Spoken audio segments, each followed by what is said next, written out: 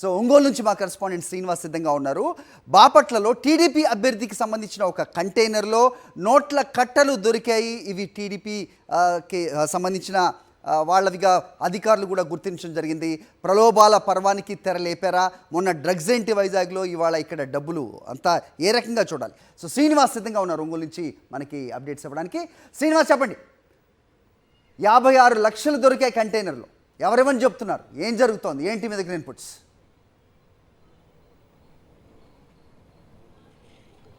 స్పష్టంగా చెప్పేసినటువంటి పరిస్థితి ఉంది. అక్కడ ఉన్నటువంటి స్థానికులు కానీ ఇక్కడ ఉన్నటువంటి మెరైన్ కంపెనీ, రాయల్ మెరైన్ కంపెనీలో ఏదైతుందో సిబ్బందిని కూడా విచారించారు అధికారులు. పోలీసులు మొదట రైడ్ చేసినప్పుడు ఈ డబ్బు అంతా కూడా రాయల్ మెరైన్ కంపెనీకి సంబంధించినటువంటి ఎంప్లాయీస్గా చెప్పుకొచ్చినటువంటి సిబ్బంది పూర్తి స్థాయిలో విచారణ చేశారు. అది పోలీసులు దాదాపు 12 గంటలకి లోపలికి వెళ్తే దాదాపు 6 అవర్స్ అక్కడ విచారణ చేసిన పరిస్థితి. మొత్తం కూడా ఆ కంపెనీ రాయల్ మెరైన్ కంపెనీ ఏదైతే ఉందో బాపట్ల అసెంబ్లీ అభ్యర్థి ఎవరైతే ఉన్నారో టీడీపీ అభ్యర్థి నరేంద్ర వర్మకు చెందినదిగా మనకి స్పష్టమైంది. కాబట్టి ఖచ్చితంగా ఇది ఒక కంటైనర్లో దొంగతనంగా తీసుకొచ్చారు. ఇదేదో లాయల్గా వేజెస్కి సంబంధించినట్టయితే, శాలరీకి సంబంధించినటువంటి డబ్బు కనుకైతే బిల్స్ తోటి కూడా ట్రావెల్ చేసుకునే అవకాశం ఉంది. కాబట్టి కానీ అలాంటిది చేయకుండా రొయ్యల ముసుగులో కంటైనర్లో ఈ డబ్బంతా కూడా కంపెనీలోకి ట్రావెల్ చేయడం, అక్కడి నుంచి మళ్ళీ అదే కంటైనర్లో బయటికి షిఫ్ట్ చేసే కార్యక్రమం కొనసాగుతుంది. కాబట్టి దాని మీద ఒక పక్కా సమాచారంతో పోలీసులు రాయల్ మెరైన్ కంపెనీలోకి రైడ్ చేశారు.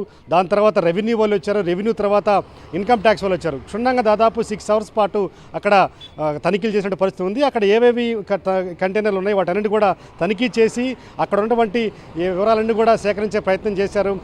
అక్కడ ఉన్న సిబ్బంది ఎవరైతే ఉన్నారో అకౌంటెంట్స్ కానీ మేనేజర్స్ కానీ పిన్ టు పిన్ వాళ్ళ దగ్గర ఉన్నటువంటి సమాచారం సేకరించి వాళ్ళ దగ్గర ఉన్నటువంటి వాంగ్మూలం కూడా స్టేట్మెంట్ రూపంలో తీసుకునే పరిస్థితి ఉంది. అయితే మరోపక్క అక్కడి నుంచే మేనేజ్ చేసుకునే కార్యక్రమం కూడా చేపట్టినట్టుగా నరేంద్ర వర్మ ఏదైతే టీడీపీ అభ్యర్థి ఉన్నారో వాళ్ళకి అధికారులతోటి ఒత్తిడి చేసినట్టు పరిస్థితి ఉంది. చాలా వరకు ఎంత ఒత్తిడి చేసినప్పటికీ అధికారులు 6 అవర్స్ పాటు లోపలే తనిఖీలు చేసి 56 లక్షలు నగదుని స్వాధీనం చేసుకోవడంతో పాటు ఇదంతా కూడా ఇన్కమ్ ట్యాక్స్కి అప్పచెప్పడం జరిగింది. దీన్ని బట్టి చూసుకుంటే బాపట్ల జిల్లాలో నోట్ల కట్టలు ఇప్పుడు ఏర్లై పారే పరిస్థితి ఉంది. బాపట్ల జిల్లాకు సంబంధించిన టీడీపీ అభ్యర్థులంతా కూడా ఈ రకంగా కంటైనర్ల ముసుగులో రొయ్యల వ్యాపారస్తులు ఎక్కువ కోస్టల్ ఏరియా కాబట్టి అక్కడ ఉన్నటువంటి రొయ్యలకు సంబంధించినటువంటి హ్యాచరీస్ని బేస్ చేసుకొని ఈ డబ్బును రవాణా జరుగుతున్న ఒక అనుమానాలు కూడా ఎన్నికల అధికారులు వచ్చినాయి. కాబట్టి పూర్తి స్థాయిలో అక్కడ ఉన్నటువంటి మూవ్మెంట్ మొత్తం కూడా కంటైనర్ల మీద ఈసారి ఖచ్చితంగా నిఘా పెట్టాల్సింది కూడా అధికారులు ఇప్పటికే ఆదేశాలు జారీ చేసినట్టు పరిస్థితి ఉంది. మరోపక్క తాయిలాలకు ఇచ్చేందుకు కూడా, అంటే ఎన్నికల ప్రలోభాలని తెరదీసేందుకు టీడీపీ అభ్యర్థులు ఇప్పటికే సిద్ధమైన పరిస్థితి ఉంది.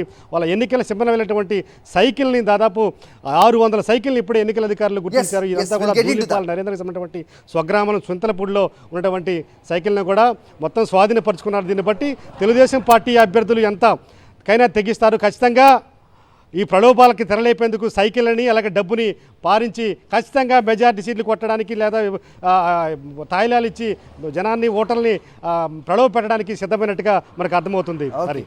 ఓకే శ్రీనివాస్, సో అది బాపట్ల కంటైనర్లో 56 లక్షల రూపాయలు దొరికాయి.